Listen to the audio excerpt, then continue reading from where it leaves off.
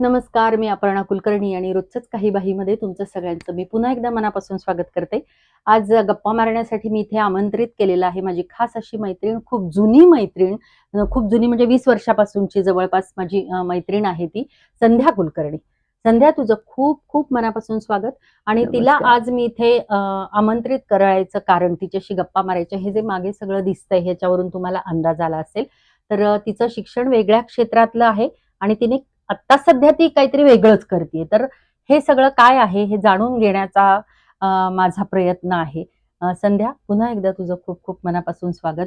तर मला नमस्कार. सगळ्यात आधी हे सांग की तुझं शिक्षण कुठल्या क्षेत्रातलं आहे किंवा शिक्षण कशात मी घेतलंस? MBA HR आहे हा. आणि स्पेशलायझेशन ट्रेनिंग मध्ये आहे माझं. बर. आणि बाकी अजूनही मी विद्यार्थीच आहे. नाही, तसं विद्यार्थी आपण सगळेच असतो, पण मला हे म्हणायचंय की तू HR मध्ये ट्रेनिंग घेतल्यानंतर जॉब काय प्रकारचे, म्हणजे मला माहितीये ते तू मी HR जनरलिस्टचेच जॉब जॉब केलेले केले. आहेत. हा.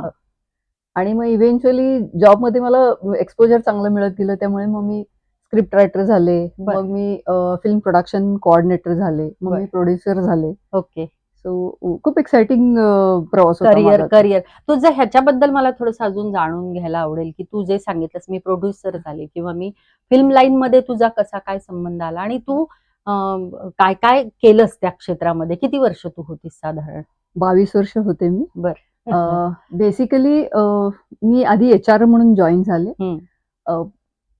ग्रुपमध्ये किंवा टीममध्ये काम करताना माझ्या बॉसच्या असं लक्षात आलं, की माझ्या बोलण्यामध्ये एक टिपिकल कोल्हापुरीपणा आहे. सो त्यांना ती माझी बोलायची स्टाईल आवडायची. मग ते म्हणले, की "तू एकदा लिहून बघशील का काही?" सो त्याच्यावरून मी एकदा अटेम्प्ट केला आणि मग थोड्याफार करेक्शन नंतर ते अप्रूव्ह झाल्यानंतर त्यांनी मला एन्करेज केलं, की "तू रायटिंग पण करू करू शकतेस." सो शकतेस. मी काही सीरियलसाठी एपिसोड्स राईट पण केलेले आहेत. बर. नॉव्हेलसाठी असिस्टन्स केलेलं आहे. काही फिल्म स्क्रिप्टसाठी असिस्टन्स केलेलं आहे. बर. मग ते लक्षात ते केल्यानंतर त्यांच्या लक्षात आलं, की I am good with coordination.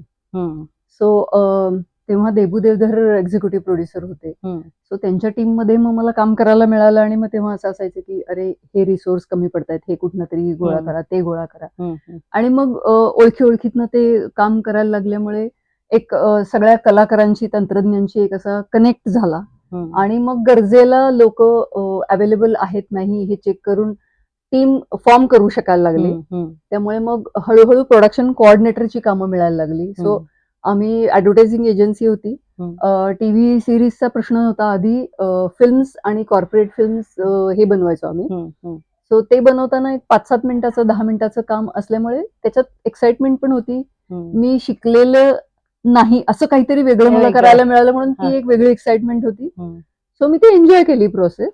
आणि इव्हेंच्युअली ते जमायला लागलं मला. आणि मग प्रोडक्शन एक्झिक्युटिव्ह वरून कधी प्रोड्युसर झाले मलाही नाही कळलं नाही. काय प्रोड्यूस केलंस? आणि मराठीमध्ये मूवी सरकारनामा आणि लेकरू. बर. इंग्लिशमध्ये इन्व्हेडर्स. त्याला मी हॉलिवूड डिरेक्टर रोलंड जोफे त्यांची असिस्टंट होते. नंतर टीव्ही सिरीज होत्या दौलत. टीव्ही मराठी जेव्हा लॉन्च झालं होतं तेव्हा. दूरदर्शनवरती शेतकऱ्यांसाठी एक होते, त्याचं नाव विसरले मी, आय एम सो सॉरी. आणि साईबाबा नावाची अल्फा टीव्हीवरती होती ती. सो तीन सिरीज, 3 मूव्हीज. को प्रोड्युसर म्हणून तू एक्झिक्युटिव्ह प्रोड्युसर म्हणून तू काम हे केलंस. पण तुझ्या बोलण्यात आता उल्लेख आला की तुझ्या बोलण्याचा लहेजा जो होता तो कोल्हापुरी होता आणि त्याच्यामुळे तू तर कोल्हापूरची का मूळची? मी मूळची कोल्हापूरची. आणि शिक्षण तुझं? मी ऍक्च्युअली माझे वडील फिरतीची नोकरी होती. बर. आम्ही 8वी-9वी पर्यंत मी साताऱ्यात शिकलेली. हा. आणि 9वी ते MBA पर्यंत मी कोल्हापुरात कोल्हापुरात पण शिकलेली. त्या वयात कोल्हापूर जास्त असल्यामुळे तो टिपिकल टोन अजूनही येतो. 4 दिवस कोल्हापूरला जाऊन आलं की बॅक टू नॉर्मल. पण आता हे तू इतकं सगळं एक्साइटिंग काय काय केलंस जे सांगितलंस, कारण फिल्म इंडस्ट्री बद्दल सर्वसाधारण लोकांना खूप आकर्षण असतं किंवा ही कशी प्रोसेस असते त्याच्याबद्दल एक उत्सुकता असते. आणि एकदा त्याला असं म्हणतात की एकदा त्या लाईन मध्ये गेला की माणूस तिथून परत पुन्हा मागे येत नाही, म्हणजे तो येऊ शकत नाही. तर तुझ्या बाबतीत असं काही असं मला झालं नाही नाही? वाटत. मला असं वाटतं की मी जे काही काम करत होते ते मी काम एन्जॉय करायचे. आणि आता मी फक्त वेगळ्या प्रकारची कामं करते. पण माझी एन्जॉयमेंट आणि माझी प्रोसेस सेमच आहे. की जे करायचं ते मन लावून करायचं आणि सगळं 100% देऊन करायचं. सो मला असं नाही वाटत की पण म्हणजे तुझी कामं म्हणजे आता तू काय काय करतेस ते सांग. आता मी HR आर्किटेक्चरची कामं करते. मी कन्सल्टंट आहे बेसिकली ओके HRची. ओके सो स्टार्टअप्स आणि MSMEजना HR आर्किटेक्चरल कन्सल्टन्सी देते मी.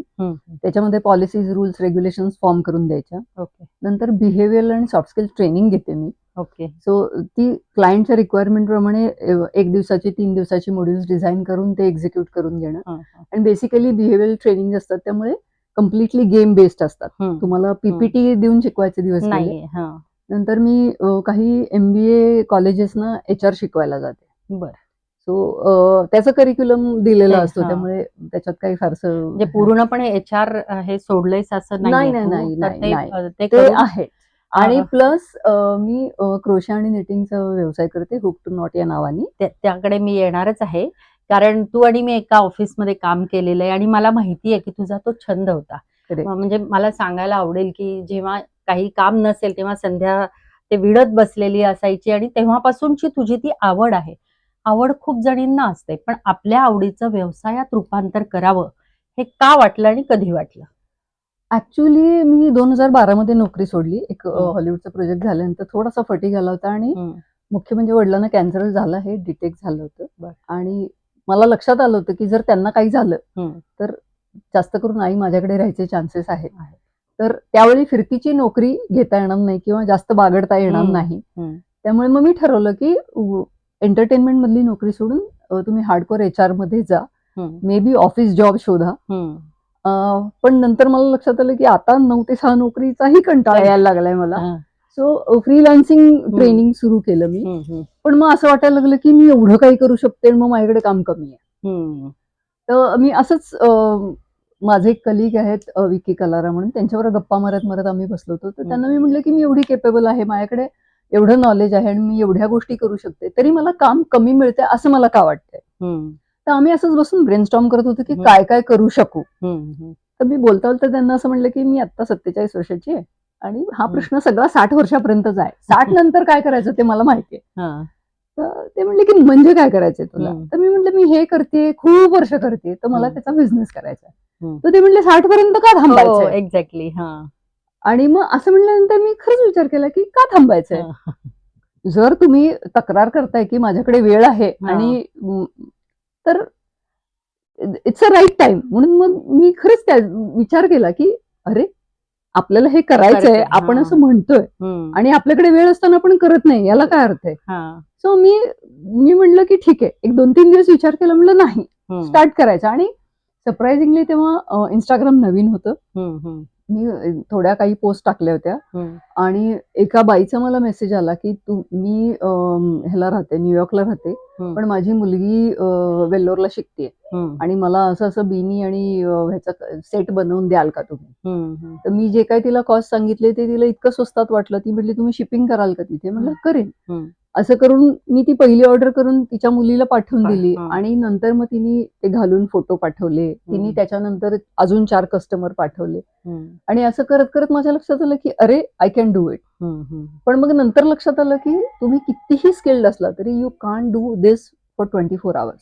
बरोबर आहे. आणि एकटा माणूस एकावेळी 100 प्रोजेक्ट नाही करू शकत. सो हळूहळू मी टीम बांधण्याच्या दृष्टीने फेसबुकवरती पोस्ट टाकली. जवळजवळ 70 बायकांनी मला अप्रोच केलं होतं. त्यातले जवळजवळ 35 एक बायका माझ्याबरोबर रेग्युलर काम करतात. आणि मी मुळात त्या सगळ्यांना अशी सवय लावते की ही हॉबी असली तरी ह्याच्यात तुम्हाला 5 तारखेला सॅलरी येऊ शकते रेग्युलर. त्यामुळे महिनाभर त्या काम करतात, मंथ एंडला त्या मला शिप करतात आणि 5 तारखेला त्यांना त्यांचे त्या महिन्याच्या कामाचे पैसे जातात. असं रेग्युलर हे करून दिल्यामुळे आता कामाचा व्याप बराच वाढलेला आहे. पण आताच म्हणजे तू आता बोलता बोलता सांगितलंस की कॉलेजेसमधून लेक्चरशिप सुद्धा करतेस, तू शिकवायला जातेस किंवा पण 20-25 वर्षापूर्वीचा काळ आणि आत्ताचा काळ ह्याच्यामध्ये जमीन आसमानाचा फरक आहे. ऍब्सोल्युटली. बिझनेस करायचा असू देत किंवा शिकवायचा असू देत, सगळीकडचं तंत्रज्ञान खूप जास्त बदललेलं आहे. करेक्ट. तर त्याच्याशी तू कोप अप कसं काय केलंस? ऍक्च्युअली तंत्रज्ञान बदलणं म्हणण्यापेक्षा सुद्धा आता अटेन्शन स्पॅन कमी झालाय असं मला नेहमी जाणवतं. बरोबर आहे. आणि त्याला कारण म्हणजे मोबाईल किंवा इंटरनेटची अवेलेबिलिटी आणि मुलांना माहित नाही की त्याच्याबरोबर काय करू शकतो. तू मला एकटीला सोड, मी अख्खा दिवस माझा कुठे गेला मला कळत नाही, कारण इतकं मी माझ्यात रमू शकते. तर हे आत्ताच्या जनरेशनला किंवा ज्या काही लोकांना जमतंय आणि बऱ्याच जणांना ते जमत नाही, किंवा आता पुस्तकं वाचायची हॉबी बऱ्याच जणांना नाही. आता सगळे ते किंडल वरती जातात आणि आय डोंट नो, पण मी अजूनही मला ती हार्ड कॉपीवालीच हार्डबाउंडच पुस्तकं आवडतात. आणि मला असं वाटतं की फरक टेक्नॉलॉजीचा नक्की आहे. टेक्नॉलॉजी दिवसेंदिवस प्रगत होती आणि मी टेक्नॉलॉजिकली चॅलेंज आहे. म्हणजे मी असं म्हणत नाही की मला सगळं लेटेस्ट आहे ते कळतं, पण सर्व्हायव्हल इतकं जमतं मला. लहान मुलांकडनं, यंग ह्यांच्याकडनं शिकण्यासारखं बरंच काही आहे. ती तयारी आहे, पण त्यांनी थोडंसं आमच्याकडनं पण शिकावं, पेशन्स आणि परसिव्हरन्स, असं मलाही वाटतं. नाही, पण एकदम तू ज्या क्षेत्रामध्ये होतीस म्हणजे फिल्म इंडस्ट्री सारखं क्षेत्र, आणि जिथे तू एक चांगल्या पोझिशनवरती होतीस, की जे टर्म्स जिथे तुझ्या चालतील अशा पोझिशनवरती तू होतीस, असं असताना म्हणजे तू वडिलांसाठी म्हणून त्यांचं कारण होतं, तू तिथलं सगळं सोडून किंवा तुला फटीग पण आला आणि तू इथे आलीस.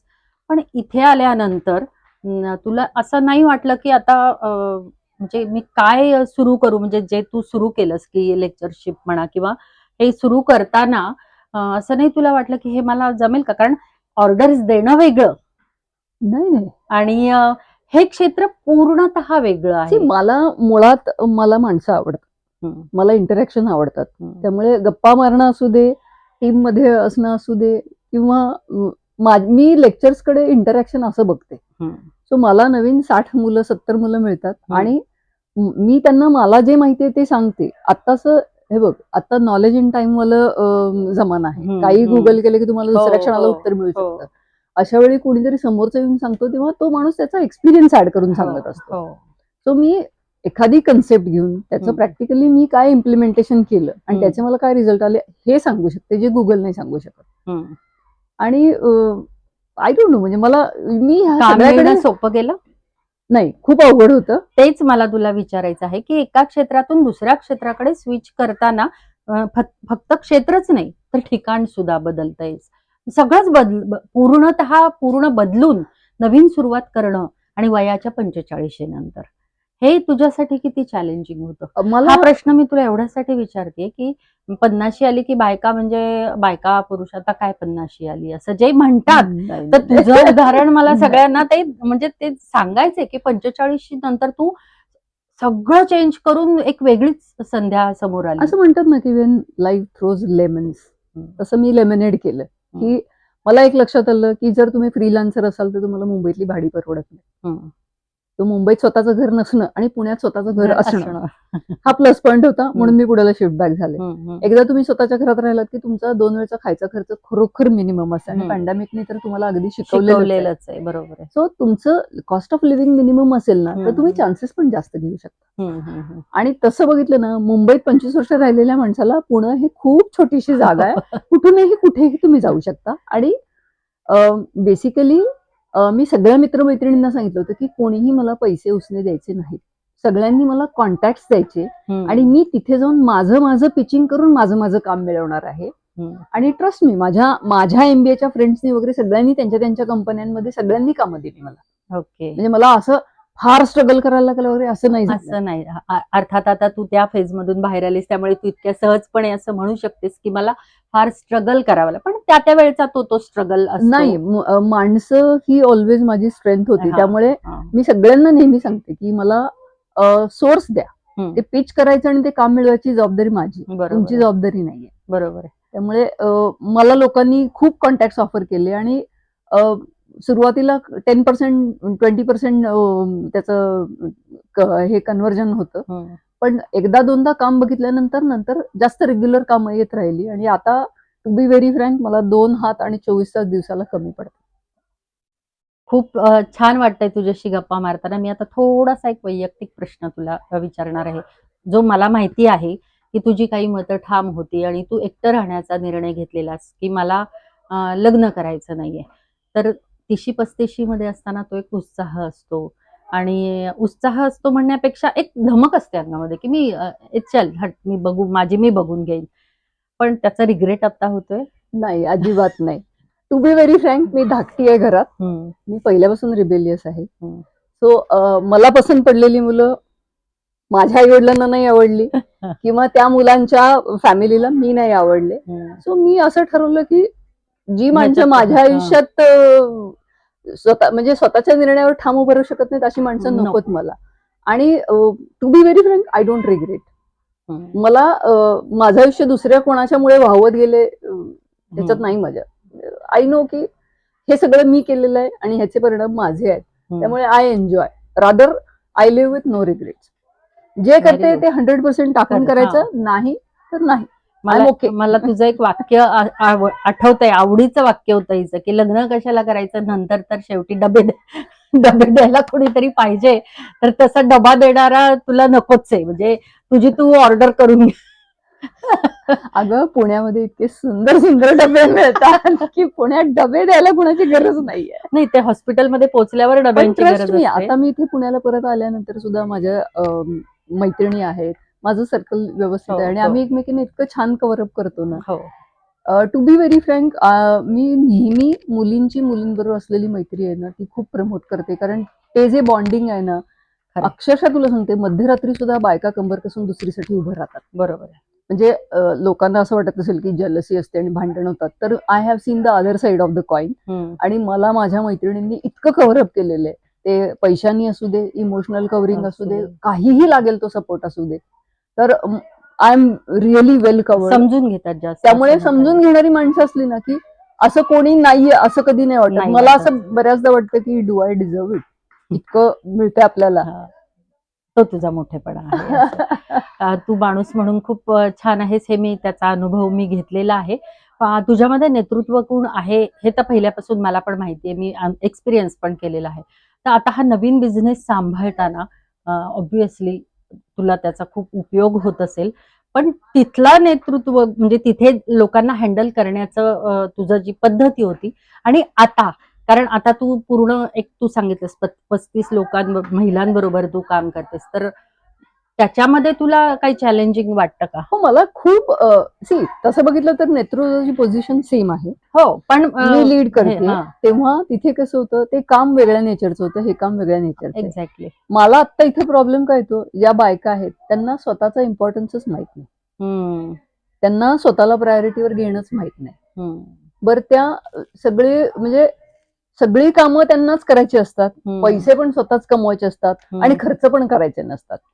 तर मी म्हणजे सध्या माझ्याकडे असलेल्या सगळ्या बायकांवरती ह्याच्यात एनर्जी घालवते की अगं, तुला जर 1000 रुपये मिळाले तर 750 रुपये देऊन बाईक कामाला ठेव आणि तो 1 तास स्वतःसाठी स्पेअर अवेलेबल करून घे आणि मग त्यातनं पहिली गोष्ट आराम करायला शिक. बरोबर आहे. आणि तू दुसऱ्या बाईला काम देतेस म्हणल्यानंतर तुला स्वतःला काय बरं वाटतं आधी चेक कर. So you are also capable. बरोबर आहे. आणि माझ्याकडच्या आता दोघी तिघी बऱ्यापैकी तशा सुट्ट्या झालेल्या आहेत आणि त्या आता अजून दोघी तिघींना हाताखाली ठेवून काम करून घ्यायला शिकायला लागलेत. हे महत्वाचं आहे की स्वतःबरोबर दुसऱ्यांना सक्षम करत जाणं, ही गोष्ट फार मोठी आहे. म्हणजे आर्ट मध्ये तुम्ही कुठलीही गोष्ट एकटा माणूस सगळं करूच शकत नाही. It has to be a team. बरोबर, it has to be a team. आता त्या माणसाचं कामच नाही. बरोबर. ह्याचा तू जो एक पाथ ठरवला असेल तुझ्या बिझनेस सुरुवातीला, जेव्हा तू ठरवलंस, म्हणजे जसं तू सांगितलंस की आम्ही ब्रेन स्टॉर्मिंग झालं आणि मी ठरवलं की तेव्हा कशाला आत्ताच करूयात. करेक्ट. तर तेव्हा तू काही एक पाथ ठरवला होतास त्याचा, आणि त्या पाथवर तू आता चालली आहेस, ती बरोबर चालली आहेस का, की अजून तुझ्या डोक्यात काही त्याच्यासाठी प्लॅनिंग? तेव्हा मला प्रॉडक्ट बद्दल क्लॅरिटी नव्हती. पण माझ्या एक लक्षात आलंय की मला छोट्या छोट्या आयटम मध्ये इंटरेस्ट नाही. मला गार्मेंट्स मध्ये इंटरेस्ट आहे. ओके. सो मी क्रोशाचे गार्मेंट्स डिझाईन करणे ह्याच्या मागे जास्त असते आणि ऍक्सेसरीज त्याला लागतील तेवढ्याच बनवते. पण मी शक्यतो कानातलं बनवलं, गळ्यातलं बनवलं, छोटे छोटे म्हणजे 500च्या आतले वगैरे असे आयटम नाही, जास्त नाही बनवत. मी बेसिकली गार्मेंट्स मध्ये जास्त आहे आणि म्हणजे मला स्वतःला गार्मेंट मध्ये जास्त इंटरेस्ट आहे. आणि मग तो तेव्हा जे तू ठरवलं होतंस त्याप्रमाणे तू चालली आहेस. तेव्हा मी अजून तुझे पुढचे काय प्लॅन्स आहेत? तेव्हा मी आय वॉज ओपन की काम जसं येईल तसं आपण बघूयात. पण आता मी जर माझ्याकडे काम आलं तर मी सांगते की आता माझ्याकडे क्रोशेचे टॉयजची कधी मागणी आली तर माझ्या टीम मध्ये दोघी तिघी आहेत ज्या करतात, तर मी त्यांना स्पष्ट सांगते की मी करत नाही, पण माझ्या टीम मध्ये अशी अशी आहे ती करून देऊ शकेल, चालणार आहे का तुम्हाला? मी कस्टमरला असं नाही सांगत की मीच करून देते.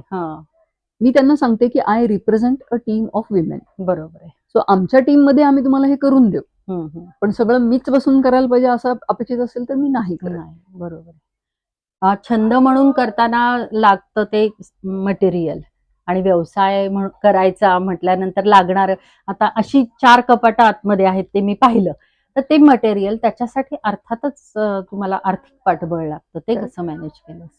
मी इतकी वर्ष कमवत होते आणि मला मुळात मी पंजाबला MBA झाल्यापासून जाते. माझे क्लासमेट्स आहेत तिथे. सो लुधियानाचं वूल मार्केट तेव्हाही पालथं घातलं होतं, आताही पालथं घालते. आणि तुम्ही एकदा बल्कमध्ये घेता म्हटल्यानंतर वर्धमानवाले वगैरे तुम्हाला GST नंबर असेल तर तुम्हाला घरपोच सगळी डिलिव्हरी येते. सो ते तसं खूप सोपं आहे. तुझ्या दृष्टीने सगळंच खूप सोपं आहे. पण मी तुला हा प्रश्न एवढ्यासाठी विचारला की समजा एखादी गृहिणी आहे, ती खूप सुंदर काही गोष्टी करते आणि तिला असं डोक्यात येतं सारखं की मला अमुक ह्याचं हे व्यवसायात रूपांतर करावं, पण ते कसं करावं कळत नाही. तर तू त्यांना एक असं काय सांगशील की दिस वन हे पॉइंट्स आहेत की तू एक पहिली गोष्ट, तुम्ही किती पैसे त्यात घालू शकता ह्याचा विचार करायला पाहिजे. आज माझ्याकडे 35 बायका का काम करू शकतात? कारण त्या 35 जणी पैसे घालत नाहीत. मी 5 लाख रुपये घातलेत, त्या 5 लाख रुपये घालत नाही. आणि मग तुम्ही काय होतं, तुम्ही 1,000 रुपये घालून मटेरियल घेता, मग ते 1,000 रुपयाला विकता, मग तुम्हाला ते रिकव्हरी होईपर्यंतची एन्झायटी येते. आणि लोक हँडक्राफ्टेड ह्याला प्राइसिंग करताना बार्गेन करतात. आपण कुठे थांबायचं, किंवा मी माझ्याकडे असेल तर बार्गेनिंग मी स्पष्ट सांगते की हे हँडक्राफ्टिंग आहे, बार्गेनिंग असेल मला तुमची ऑर्डर नको. बरोबर. मी जे करणार ते चोख करणार, ते 100% चांगलंच काम करून देणार. तुम्हाला नाही आवडलं तर मी पूर्ण आयटम परत देईन, तुम्हाला पूर्ण पैसे परत देईन, पण बार्गेनिंग माझ्याबरोबर नाही होत. तर हे बोलता येत नाही. बऱ्याच जणांचा असा प्रॉब्लेम असतो की त्यांना कस्टमर बरोबर डील करता येत नाही. तर कस्टमरचं कसं असतं, त्यांच्या डोक्यात कुठलं तरी पिंटरेस्ट मध्ये बघितलेलं चित्र असतं. तर हे लक्षात आलं पाहिजे की प्रॉपर लाइटिंग करून केलेली फोटोग्राफी कुठल्या कंट्रीमध्ये झाली आपल्याला माहिती नाही. बरोबर. त्यांना काय मटेरियल अवेलेबल होतं हे माहिती नाही. सेम मटेरियल आपल्याला अवेलेबल होत नाही. आपली फोटोची क्वालिटी मोबाईलचा फोटो असतो. सो मग तेव्हा असं होतं की अरे आम्ही हे दिलं होतं, मग हे आता असं आलंय. तर ते सगळं मिसमॅच होतं. आणि मला असं वाटतं की मी त्यांना स्पष्ट सांगते की हे पिंटरेस्टचं तुम्ही दिलं तरीही त्याची फोटो क्वालिटी आणि आमची फोटो क्वालिटी वेगळी असेल. मटेरियल हे अवेलेबल आहे. मी कस्टमरला कॅटलॉग देते आणि तुमचं तुम्ही चूज करा. नंतर उद्या असं म्हणू नका की तुम्ही आम्हाला काय दिलं. सो तुम्ही मटेरियल चूज करून तुम्ही कलर चूज करून देणार आहे. आणि मला नाही प्रॉब्लेम येत. म्हणजे थोडक्यात खंबीर राहिलं पाहिजे की तुम्ही तुमचं म्हणणं समोरच्याला अगदी ठामपणे तुम्हाला सांगता आलं पाहिजे. नाही, तुमचा स्वतःचा पण तेवढा त्याच्यात अभ्यास असला पाहिजे. आता मी हे करायच्या आधी जवळजवळ 40 वर्ष आधी स्वतः करत होते. त्यामुळे मी कुठल्याही शहरात गेले की आधी तिथली आर्ट शॉप शोधून काढते, तिथे काय काय अवेलेबल आहे बघते, मग लेटेस्ट त्याच्यात कुठल्या कुठल्या यान्स आले ते बघते. हे वर्षानुवर्ष होत राहिलं, त्यामुळे मला त्यात इंटरेस्ट राहिला.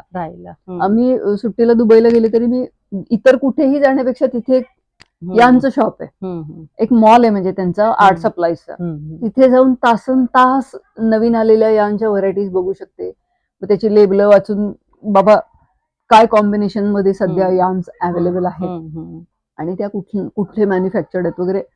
त्यामुळे माझ्या डोक्यात फक्त दोरे लोकर हेच चालू असतं. थोडक्यात कामावरती प्रेम असल्याशिवाय ही गोष्ट शक्य होत नाही की तुमचं कामावरती प्रेम असलं पाहिजे. मला तुझ्या त्या बोलण्यातून सुद्धा जाणवतंय आणि दिसतंय सुद्धा हे सगळं की तू हा जो पसारा उभा केलास ते तुझ्या त्या कामावरती प्रचंड प्रेम आहे. आणि त्याच्यामुळे तू हे सगळं साम्राज्यच एक प्रकारे म्हणता येईल की तू स्वतःच हे आपण उभं केलेलं ते किती मोठं आहे किंवा किती छोटं आहे पण ते आपलं साम्राज्य, आपलं राज्य आहे ते.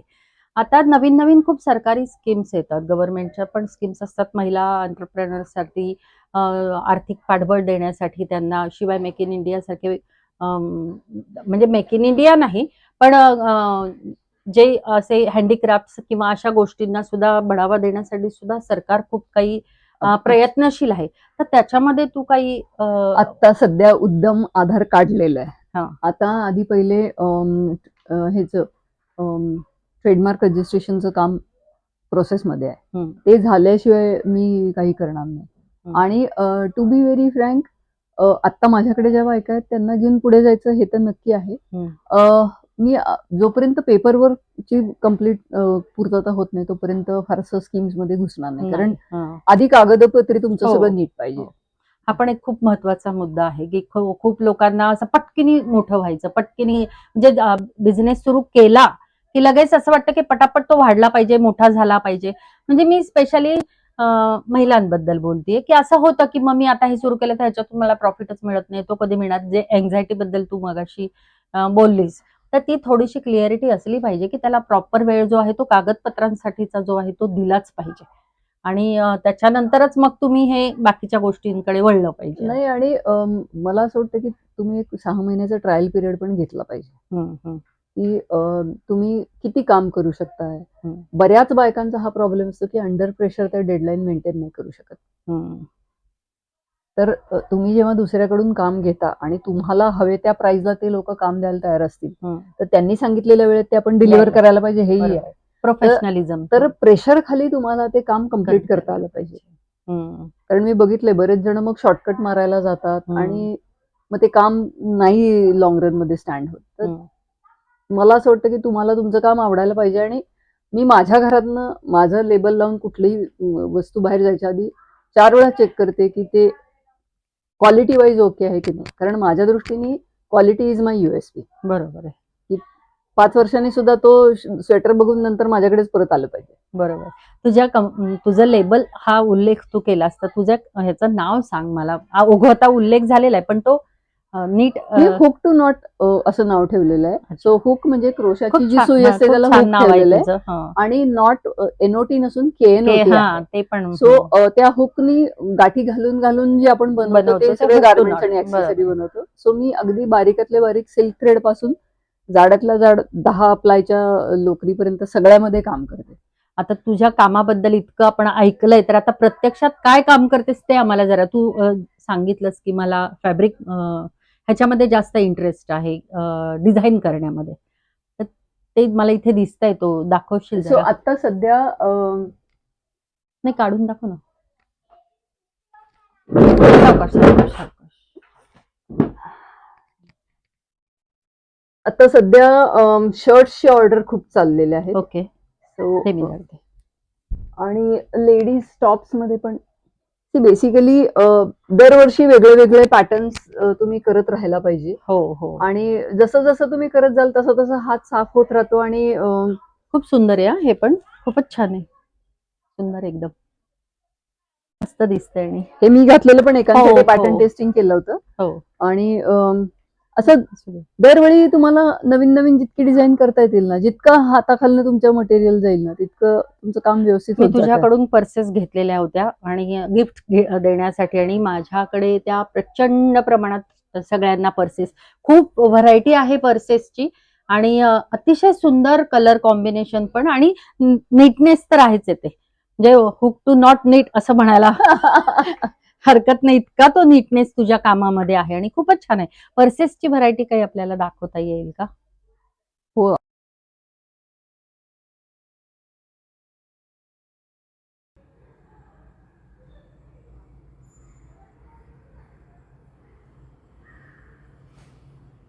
आत्ताच आपलं बोलणं झालं की तू पर्सेस, म्हणजे मी सांगितलं खरंच खूप सुंदर केलेल्या आहेत, तर त्या पर्सेस आपण पाहूयात. हे रेग्युलर क्लचेस आहेत. ओके. जनरली फंक्शनना वगैरे जाताना. खूपच सुंदर आहे. ही क्लच तुम्हाला स्लिंग सारखी सुद्धा कन्वर्ट करता येते. सो त्याला बेल्ट लावायची सोय आहे. काही छोट्या छोट्या पर्सेस आहेत. ओके. आणि क्रोशामध्ये इतके स्टिचेसची व्हरायटी आहे ना की तुम्ही कंटाळून जाल, इतकं काही करता येण्यासारखं आहे. आणि ह्या सगळ्या पर्सेसना स्ट्रिंग्स अटॅच करायची सोय केलेली आहे. म्हणजे सगळीकडे हे ठेवलेले आहेत. येस. तू एक्झिबिशन पण म्हणजे मी वर्षातनं एखादं करते. आता ऍक्च्युली नेक्स्ट सॅटर्डे संडेला माझं एक्झिबिशन आहे चिंचवडमध्ये. नंतर ह्या सीझनचं हॉट फेवरेट म्हणजे 3D रोज बॅग्स. ओके. मी ह्याच्यामध्ये तू केलेलं डबल कलरचं पण पाहिलेलं, मी त्याचे फोटो टाकणार आहे. तिच्या प्रॉडक्ट्सचे फोटो झाले, पण मी त्याचे फोटोज नक्की टाकणार आहे. तुम्ही नक्की पहा शेवटपर्यंत. फोटोज आणि व्हिडिओज तिच्या प्रॉडक्ट्सचे जे आहेत हे टाकणार आहे, तिच्या वेबसाईटची लिंक पण टाकणार आहे आणि तिचा फोन नंबर पण देणार आहे. सो जर तुम्हाला काही ऑर्डर करायचं असेल तर तिला तुम्ही डायरेक्ट फोन करून तिच्याशी फोन आणि व्हॉट्सअप बोलू शकता. तर इतकी सुंदर पर्स आहे. मी मुद्दाम जरा जवळून दाखवते की किती बारीक काम केलेलं आहे. अतिशय सुंदर आहे. अशी पण आहे, म्हणजे हो, येस. ती पण मला खूप आवडली होती. खूपच स्टायलिश. ज्यांना कोणाला शोल्डर बॅग आवडते त्यांच्यासाठी typical shoulder Yes. Bag with one outer pocket okay. आणि प्रॉपर लाइनिंग केलेलं आहे. हो, येस. लाइनिंग पण कुणाला खूप चांगल्या स्पेक्टेकल कव्हर्स क्वालिटीचं. आवडतात त्यांच्यासाठी स्पेक्टेकल कव्हर्स आहेत. नाही, मुद्दाम मला हे लाइनिंग दाखवायचं आहे की लाइनिंग सुद्धा खूप चांगल्या क्वालिटीचं तिने वापरलेलं आहे. नाहीतर काही वेळेस काय होतं ना, वरचं प्रॉडक्ट खूप छान असतं आणि नाही, नाही, नाही. आतमधलं लाइनिंग म्हणजे ते लाइनिंग पाहिलं की असं वाटतं की बापरे, हे कशाला नाही. घेतलं आपण. हे पण खूप सुंदर आहे. तुम्हाला जर गिफ्ट देण्यासाठी आता दिवाळी येतेय, मी हे पर्सेस दाखवण्याचा माझा उद्देश हा आहे की दिवाळीमध्ये आपल्या सगळ्यांपुढे ना खूप मोठा प्रश्न असतो की काय भाऊबीजेला काय द्यायचं, घरच्या लोकांना काय गिफ्ट करायचं. तर हा खूप सुंदर ऑप्शन आहे आणि मी हे फक्त सांगते असं नाही, मागच्या वर्षी दिवाळीसाठीच मी तिच्याकडून गिफ्ट देण्यासाठी मी पर्सेस घेऊन गेले होते आणि माझ्या घरच्यांना त्या प्रचंड आवडलेल्या होत्या. त्यामुळे तुम्ही जरूर तिच्याकडे दिवाळीसाठी ऑर्डर करा. थँक्यू. आणि वेगवेगळी व्हरायटी आहे. बेसिकली खूप रंगांमध्ये पण आहे आणि क्वालिटीमध्ये. ती मला वाटतं कॉटन थ्रेडमध्ये पण बनवते आणि ह्या वर्षी एकीने माझ्याकडून स्पेक्टेकल केसेस बनवून दिल्या विथ नेम्स. ओके. सो हल्ली असं आहे की प्रत्येकाला त्याच्या नावाचं असलं की ती जास्त बरं जास्त वाटतं. त्यामुळे आवडतं. ते पण आहे. आणि टू बी व्हेरी फ्रँक, तुम्ही जर पुरेसा वेळ दिला तर मी तुमच्या गिफ्ट कस्टमाइज पण करून देते. कस्टमाइज करून पण मिळतील. त्यामुळे तुमच्या डोक्यात जर काही असेल, तिने जसं सांगितलं Pinterest वरती जसं पाहिलेलं वगैरे तसं नाही, पण एखादी आयडिया असते, एखाद्याच्या डोक्यात खूप छान भन्नाट, तुला पण त्याच्यामधून वेगळी आयडिया मिळू शकते. फक्त तिची करण्याची तयारी आहे. तुम्ही आयडिया फक्त तिला आणि सांगा. पुरेसा वेळ द्या प्लीज. आणि स्वेटर्स मध्ये पण हे काय काय आहे सांग जरा. ह्याच्यामध्ये लेडीज टॉप्स आहेत. ओके.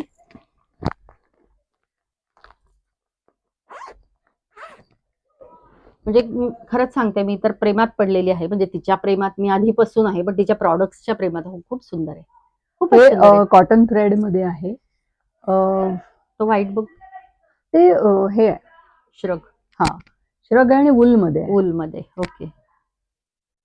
मुलींना हे असं काहीतरी वेगळं. सो ह्याच्यामध्ये 2-3 वर्षन्स आहेत. कुणाला हाफ स्लीव्ह पाहिजे असेल तर हाफ स्लीव्ह आहे, कुणाला फुल स्लीव्ह पाहिजे असेल तर फुल स्लीव्ह करता येतं, कुणाला स्लीवलेस पाहिजे असेल तर स्लीवलेस करता येतं. बेसिकली वेगळ्या वेगळ्या मटेरियल मध्ये वेगवेगळे स्टाईल्स मध्ये. हे खूपच छान आहे. मी जरा जवळून दाखवते ते थोडंसं प्रॉडक्ट. खूप एकदम नीटनेस आहे, म्हणजे खूपच सुंदर आहे आणि हे दिसायला पण एकदम क्लासी दिसतं ना. म्हणजे मी पर्स घेतल्यानंतर मला विचारतात सगळे, कुठून घेतली, मग सांगायला लागतं शॉप मधून नाही, माझ्या मैत्रिणीकडून घेतली आहे. आणि मी पाहते हल्ली साइट्स वरती वगैरे असे प्रॉडक्ट्स असतात ना. हे हॉल्टरनेट कॉटन मध्ये टॉप बनवलेलं आहे. अरे वा. वेगवेगळ्या साइट्स वरती खूप जास्त मी प्रॉडक्ट्स पाहिले, पण मी खरंच सांगते संध्या ट्रस्ट मी, तुम्ही पण ट्रस्ट मी, की हिच्या प्रॉडक्टची जी क्वालिटी आहे ती अप्रतिम आहे एकदम. खूपच सुंदर. वा. हे पाहिजे असेल तर तुम्ही रेग्युलर स्ट्रिंग न ओढता प्लेन सुद्धा घालू शकता. जर असं पण घालू शकता. ओढ जर आहे स्ट्रिंग आणि असं पण घालू शकता. येस. सो जनरेशन काय आहे त्याच्यावरती, कोणी ऑर्डर केली आहे त्याच्यावरती. बॅक ओपन, बॅकलेस सगळं तुम्ही म्हणाल ते बनवून देऊ शकतो. That's the fun of customization.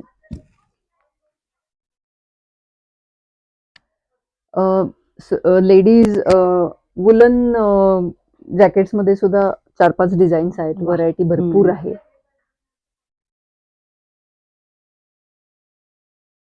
सुंदर.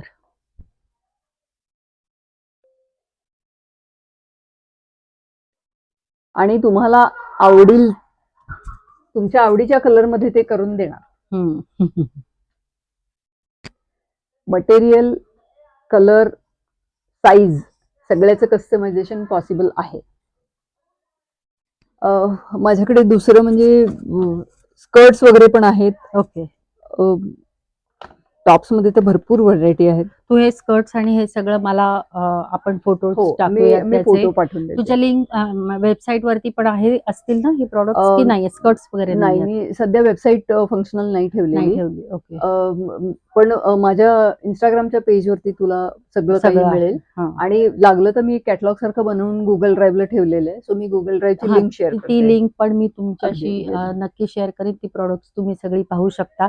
हे असे वेगवेगळे विविध रंगी म्हणजे तिच्या व्यक्तिमत्वात पण खूप अनेक रंग आहेत हे आपण तिच्याशी बोलताना आपल्याला जाणवलंच असेल की बिनधास्त आहे एकदम आणि भिडणारी आहे. आयुष्याला भिडणं ज्याला म्हणतो की घाबरणं बिबरणं आमच्या स्वभावातच नाही अजिबात आणि त्यामुळे ती खूप छान एन्जॉय करते. तर तिच्याकडे आजच्या तिच्याशी ज्या गप्पा मारल्या मी तिच्याकडे बघून प्रत्येक स्त्रीने हे घ्यावं की आहे त्या परिस्थितीमध्ये छान आनंदी हसत कसं राहावं आणि सारखं माझं असं माझं तसं न करता न रडता एन्जॉय करावं, लाईफ एन्जॉय करावं. सगळ्यात महत्वाची गोष्ट ही आहे. नाही, थोडंसं रडायच्या वेळी भरपूर रडून पण घ्यायचं, पण ज्या त्या मग वेळेस नंतर येते पण ते संपून जातं लवकर मग. बरोबर आहे. आणि पण मला सारखंच असं नाही नेहमी वाटतं रडायचं. की तुम्हाला जर मैत्रिणी छान असतील ना, तर तुम्ही हाय स्पिरिटेड राहता. अगदी अगदी ते आहेच आहे म्हणजे. आणि अशी छान मैत्रीण जिच्याशी आज मी गप्पा मारल्या. तर संध्या तू हे सगळे रंग असेच तुझ्या आयुष्यामध्ये कायम राहू Thank देत. you. तू अशीच ह्या तुझ्या व्यवसायामध्ये पण उत्तरोत्तर प्रगती कर आणि तुझे जे काही छंद आहेत असेच पॅशनेटली तू फॉलो करत जा. ह्याच शुभेच्छा आज मी तुला देते आणि मला तुझ्याशी गप्पा मारून खूप खूप मजा आली. आय होप तुम्हाला माय सगळ्यांना सुद्धा प्लेजर. तुम्हाला सगळ्यांना सुद्धा खूप मजा आलेली असेल. तर डिस्क्रिप्शन मध्ये दिलेल्या लिंक्स पाहायला विसरू नका. ह्या सगळ्या तिच्या प्रॉडक्ट्सच्या लिंक्स पण मी असणार आहेत. तुझ्यावर नाराज आहे. का आता मी काय झालं? तुझ्या भरोश्यावर पुण्याला इकडे शिफ्ट झाले आणि तू मात्र मला पुण्याहून डिच करून इंदोरला गेली. नाही नाही असं काय, म्हणून तर भेटायला आले ना पण मी खास Absolutely. भेटण्यासाठी संध्याला भेटण्यासाठी आणि तिच्याशी गप्पा मारण्यासाठी इंदोरहून पुण्याला आलेली आहे. सो ह्या गप्पा तुम्हाला आवडल्या असतील अशी आशा करते. पुन्हा भेटू. जर हा भाग आवडला, आमची संध्या आवडली तर चॅनल सबस्क्राईब करायला नक्की विसरू नका आणि भाग आवडला असेल तर लाईक करा. धन्यवाद.